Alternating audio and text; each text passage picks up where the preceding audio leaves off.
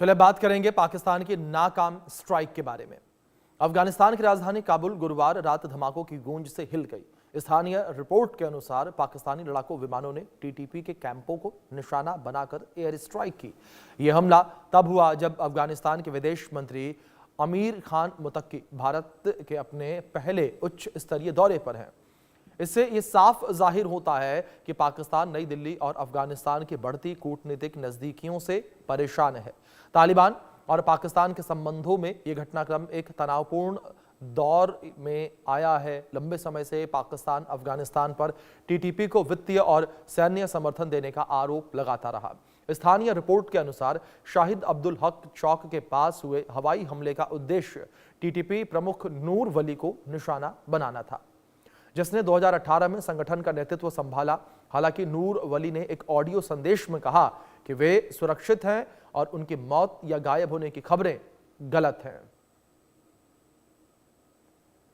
तो ये जिस तरीके से ये पूरा मामला अब चर्चा का विषय बना हुआ नजर आ रहा है और मुतक्की की भारत यात्रा को लेकर भी काफी ज्यादा चर्चाएं होती हुई नजर आ रही हैं। तो ऐसे में जिस तरीके से पाकिस्तान के द्वारा ये हमला किया गया है तो इसको लेकर भी काफ़ी ज़्यादा चर्चा जो है होती हुई नज़र आ रही है और ये कहा जा रहा है कि पाकिस्तान के ऊपर जवाबी कार्रवाई जो है वो भी की जा सकती है और टीटीपी जो है वो अब चुप नहीं बैठेगा।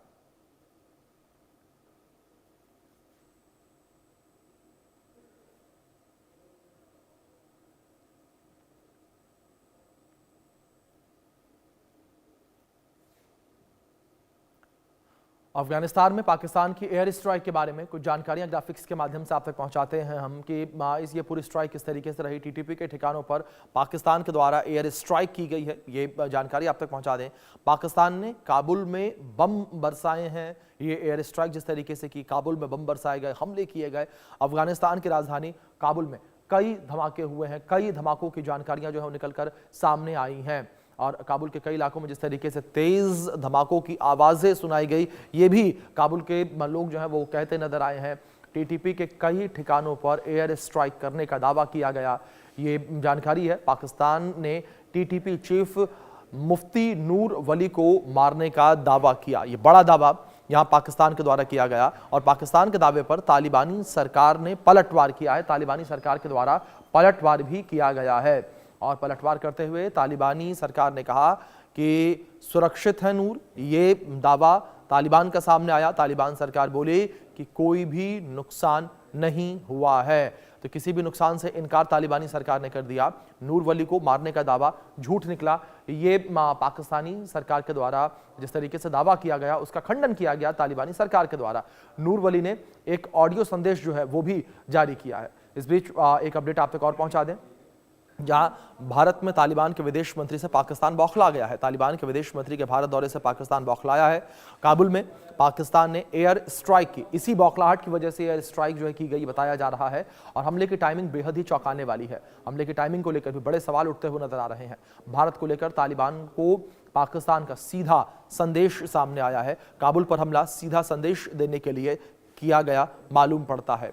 इसके बाद इस मौके को काबुल पर हमले के लिए चुनकर पाकिस्तान ने साफ संदेश दिया है और नई दिल्ली के साथ काबुल की बढ़ती नजदीकियों से उपजी तिलमिलाहट ये हमला दिखाता है।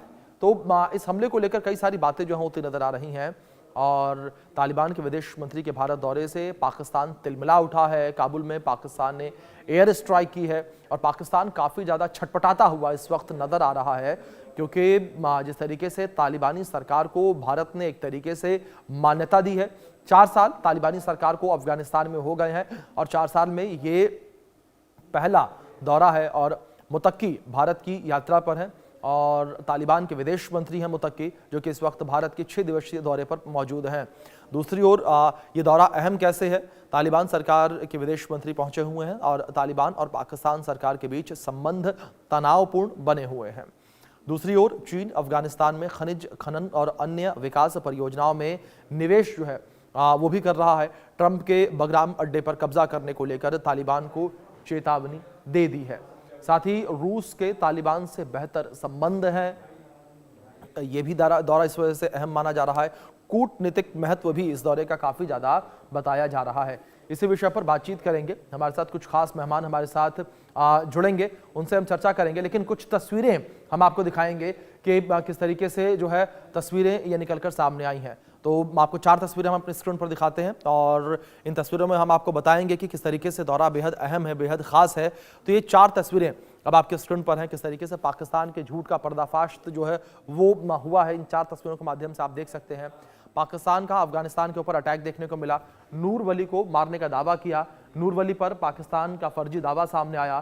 तो नूर वली ने एक ऑडियो जारी किया और इस ऑडियो में नूर वली ने कहा कि मैं ठीक हूं, मैं स्वस्थ हूं, मुझे कुछ नहीं हुआ। तो ऐसे में जो पाकिस्तान का पूरा दावा है ये झूठ साबित होता हुआ नजर आया है। तो पाकिस्तान एक बार फिर से झूठा प्रोपेगेंडा, झूठा दावा करता हुआ नजर आ रहा है।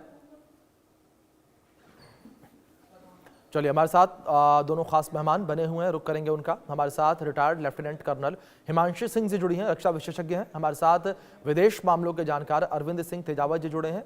बहुत स्वागत आप दोनों मेहमानों का। अरविंद जी, सबसे पहले मैं आपसे समझना चाहूंगा इस पूरे हमले के झूठे प्रोपेगेंडा के बारे में, क्या पाकिस्तान को संदेश देने की कोशिश कर रहा? अभिषेक साहब, चीजें जुड़ी हुई है जी। पहला तो जो आमिर खान साहब हैं, तो मुत्तकी साहब अभी भारत में आए हुए हैं। वो भारत के राष्ट्रीय सुरक्षा जी। सलाहकार डोवाल साहब और जयशंकर साहब से भी मिले हैं, विदेश मंत्री से। जी। तो ऐसे में पाकिस्तान ये संदेश देना चाह रहा है कि अगर आप भारत के करीब गए तो उसकी कीमत चुकानी पड़ेगी। पर यह करके दरअसल पाकिस्तान अपने जो खासकर जो नॉर्थ वेस्ट बॉर्डर है उसी को डिस्टर्ब कर रहा है और उसको वहां पे काफी बड़ी आर्मी वहां डिप्लॉय करनी पड़ेगी, क्योंकि आगे आने वाले दिनों में वहां चैलेंजेस खड़े होंगे।